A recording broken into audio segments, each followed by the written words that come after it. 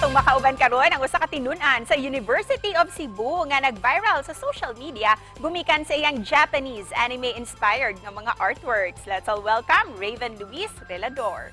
Mayong buntag, Raven, ug welcome din hi sa GMA Regional TV Live. Hi, good morning, Mrs. Cel, ug sa tanan natong mga suking taga-subay sa akong programa Matag Buntag.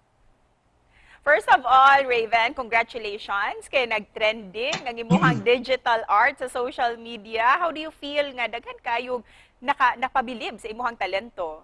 Wadyo ko nagdahom nga mo viral tong akong mga artworks kay ato pag Lunes ako to siyang gi-upload kay kanang murag kuan lang ba for fun lang gali ni nana ba for expression mo to na tagpilaw ko kadyot sa hapon kay kanang medyo kuan sa ba relax lang yung pagmatan ako gitapos akong kauban sa una sa trabaho mo to tanaw lo official page man ni sa UC mo to pag kuan ako la dagana nag-share Usa ka nagsugod niining pagkahilig nimo sa anime and digital art itself?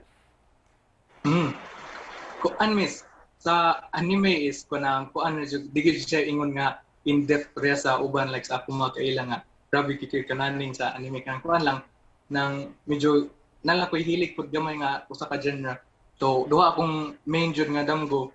One is to be a kanang web designer and second is kanang sa digital arts jud, more specifically sa animation.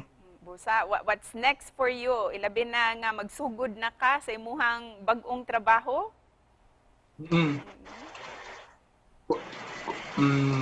Siguro within the next year kay concentrate na sa jud sa kuan trabaho na ko. Og isip panapos, Raven, unsay mensahe nimo para sa ato ang mga viewers this morning, ilabi na kadtong hilig kaayo sa digital art?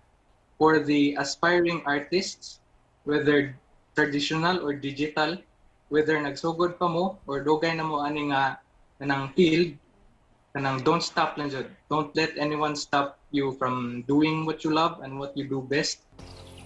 Daghang salamat kaayo sa makapadasig nimo nga mensahe, Raven, and congratulations once again.